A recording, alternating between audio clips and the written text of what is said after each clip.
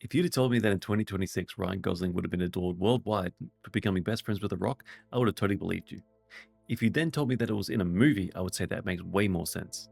Project Hail Mary is an adaptation of the book of the same name, written by Andy Weir, who also wrote The Martian. For those that are fans of The Martian, of a guy stranded in the middle of nowhere, you're in luck because you're in for a little bit more of the same with a little bit more heart. This movie is brought to us by Amazon MGM Studios and internationally shipped by Sony and was directed by Phil Lord and Christopher Miller. These two directors have combined to make a very creative adaptation of the book with a lot of heart that is shallow enough for everyone to wade through the waters and really grip the narrative and enjoy the ride, but also deep enough for you to dive in if you really want to get into the nitty-gritties of it. The long and short of it, scientists have discovered a threat to Earth known as the Petrova line, and this Petrova line is filled with a lot of molecular creatures called astrophages, which is slowly blocking out the sun. For those that don't know, sun not hot equal very bad. That's where we land with our main protagonist, Ryland Grace. Ryland Grace is a disgraced molecular scientist who has now found himself inside of a classroom. It really brought a nice element to the severity of the situation when you had the kids in the class slowly reaching out to their teacher, asking, are we actually doomed? What's actually happening here? And he doesn't have the answers. Or he does have the answers, and he doesn't want to tell the children this. He doesn't want to tell them of the impending doom that's coming. He wants to protect their innocence. He wants to look after their childhood wonder and hope that they can get through this situation that Earth is currently facing, which then enters Ava Stratt. Ava Stratt is essentially making an Avengers force of scientists, and our lovely protagonist, little Ryan Gosling, Ryland Grace, is going to be the centerpiece of this team. It's really interesting how they reflect what's happening between everything, because there is two timelines happening at the same time. There is the modern day timeline, which is actually him on the ship itself, and you have to try and figure out how he got there, and then revealing everything that happened on Earth before he got there. It was a very intricate way that they handled the storytelling, and you learnt and were revealed certain information aspects when it was necessary to the plot, when it was necessary for you to understand things. And it was really important to go back and look at what he experienced on Earth and how it correlates to what the experiences were he was doing on the ship and everything else he's doing later in the film, because some of the things that were hinted at in here could become solutions in here. It could become a theory that he needs to test. It could become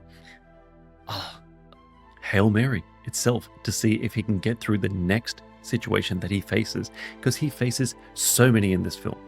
It's really great because obviously we learned that it's not just our sun that's dying, it's all suns around us. But there is one little shiny beacon of hope that's in the middle of nowhere that we have to basically put together a suicide mission so that we can get the information about why there's one place that this Petrova line and the astrophage is not affecting that sun. It's great. It gives the film weight. It gives a mystery. It gives you a goal. It gives you wonder. And then I feel like there's literally 3 definitive acts in a film that everyone would talk about, but this one had almost 3 acts per act, and you went through so many different beats. It was really, really well done. It's really interesting how the movie unfolds, especially if you don't know what's going to happen, because I was unaware. I actually didn't get to see any spoilers, any trailers. I didn't know anything about the book when I saw this in the film. So that was lucky for me. I had the greatest experience of my lifetime, because I thought this would just be a scientist expedition into the middle of nowhere into space for him to try and figure out how he can get a solution to Earth's problems. To my surprise, he ran into someone else out there. It wasn't just him in space anymore. Yeah, this is where the film actually starts to shine and really highlight its humor. There was humor in there before, but it definitely is an end of the world humor. It's the type of humor that you would kind of start throwing out when you're nervous, in terms of the fact that you're like, we could all die here, but I kind of need to lighten the room up because things are getting a little bit too serious, you know? It's something as simple as that he's lined up with the alien spaceship on the other side, and the alien spaceship is like throwing stuff at his ship, quite literally throwing stuff at his ship. And then you get this dread of him trying to suit up, get outside the ship, trying to catch the messages and stuff like that, and some of the heart starts shining through. It's some funny moments, and then he's actually trying to get away from the ship. And it's something so simple as the idea that he's getting in the ship and just nudging a little bit, testing it to see if this other ship is going to follow him. It was what started as like wonder and shock that there's an alien ship that he's encountered in the middle of nowhere, becomes this little game like cat and mouse in a way. But then of course I'm gonna skip forward a little bit, because then we can get introduced to a life form known as Rocky. Rocky is named simply because of his appearance of being a little rocky guy. It's a fun dynamic that he has to go through. Rocky kind of communicates with echolocation, and you can kind of see his point of view as well. So you can see the vibrations that go through there, and it's a little throwback to what it was in the classroom, because he was talking about sounds and their signatures that they do when they added different pitches and stuff like that. So it's something that had already been supplanted into an earlier part of the film that started paying off, which continues to hit all through the movie. You keep seeing things that happen on Earth that resonate with stuff that happened later on. It is really sweet to look back in retrospect about what this stuff does, and I feel like that repeat viewings of this film, you would be able to pull so much more from it. The thing that I just love so much about Rocky, and it's very simple, is that this dude is quite literally a smart, scientific, golden retriever alien. There is a really somber connection that they have with each other when they first start getting to the stage where they can communicate properly, and then it just slowly evolves from there. And then Rocky is all in. He is absolutely in, because they both have the common goal. They're both trying to save their homes. They're both trying to save people from their home worlds.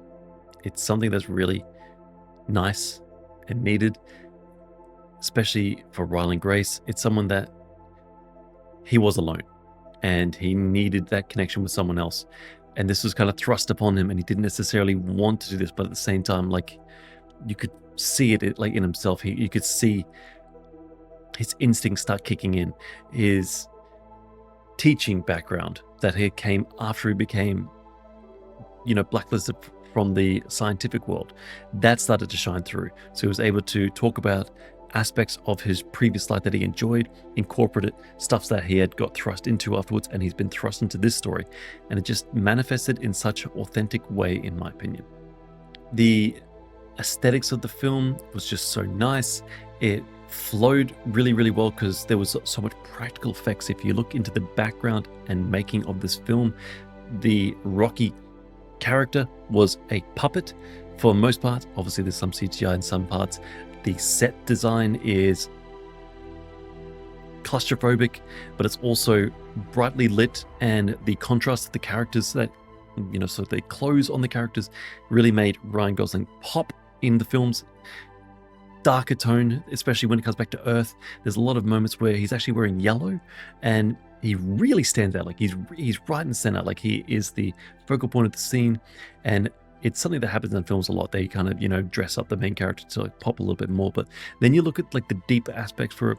Could have been a coincidence, whatever it is, but all of the people that were on the crew for the ship, they were actually all wearing yellow, and he was the only scientist that was wearing yellow. And him trying to find his way into there, you don't understand how he's going to fit from here to here, because he was so apprehensive to even be part of like the suicide mission to begin with. And then he's suddenly involved in it, and you really need to know how he even got from here to here, because it does not correlate. It does not make sense. There is a linking. There is a thread that links the two, and then it's Ava Stratt. And my girl, she is a big linchpin in this film. She is a catalyst for a lot of stuff that happens, and something that you look back on fondly when you see the film in terms of what they did with her character. I don't want to necessarily spoil how both storylines come together and how all characters actually converge in the same timeline, but it is a very satisfying payoff that, looking back, there were so many breadcrumbs that I thought could have led somewhere, and it paid off in a really satisfying manner. In my opinion, this is definitely the movie to beat in 2026. Some aspects of the film that could be viewed non-favorable, like it really depends on your mood when you go in there, because there is a lot of end-of-the-world sarcasm that for someone that wanted to go into the film and see something super serious, maybe they don't resonate with it. I feel like it was disarming and charming. It was very well woven together, and absolutely would Love to give this film a 9 out of 10.